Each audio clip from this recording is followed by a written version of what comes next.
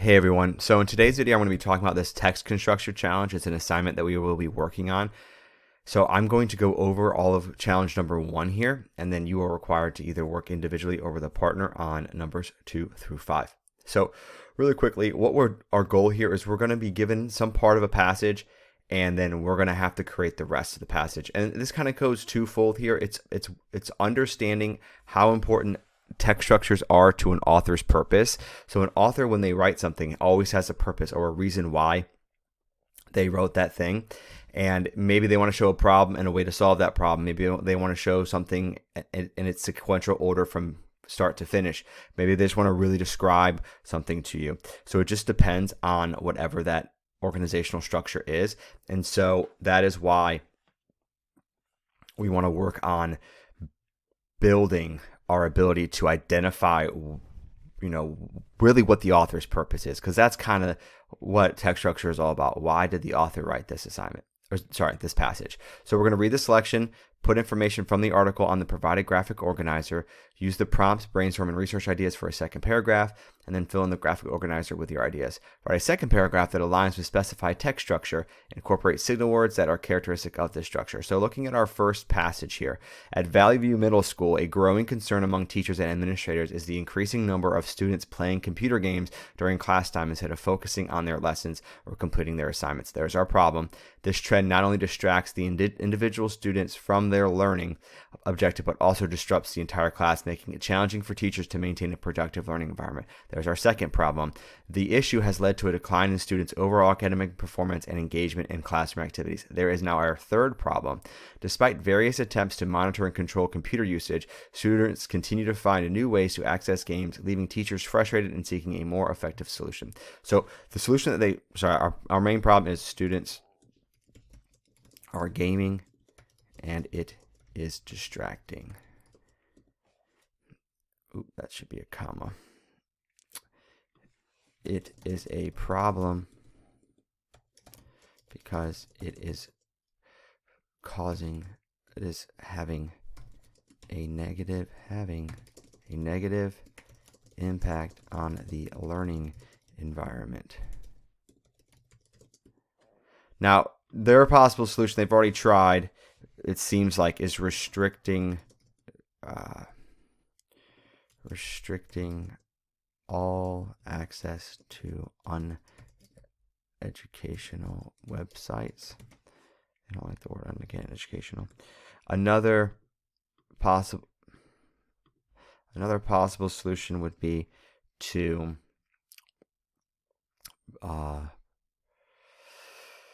reward those who don't game.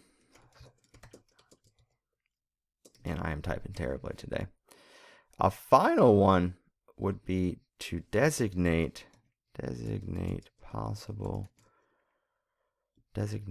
specific times throughout the day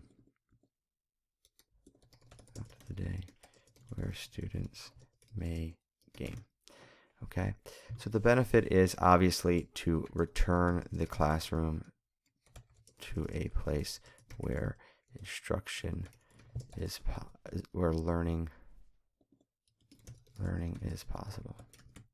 Okay, so I think the best strategy is the school should designate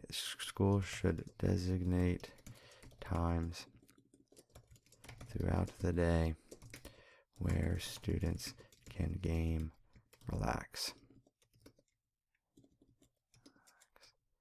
The restriction has shown of all games has shown to be ineffective, as students are still finding a way around the blocks. That is terrible. Okay, so now we want to put it in our own paragraph here. So this paragraph right here in this box is going to be a continuation of this paragraph. So leaving teachers frustrated and seeking a more effective solution. So we want to say one answer or a way to resolve this problem. Notice we were referencing the problem above, okay, is to designate specified times throughout the day where students will be allowed access to video games, or time to relax This will, oh, that was crazy. This will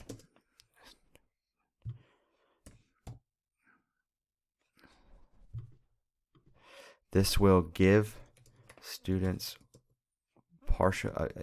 This is like common ground. This will solve the students' gaming in class because they now know there are times in which they can game during the day. This should allow instruction to return to the classroom and put learning back at the forefront. I think there is also a possibility that there should be a consequence after this, like a severe consequence. I'm not going to put it in the paragraph because I don't have time left in this video. But I think severe consequence should be provided because you're given this extra time.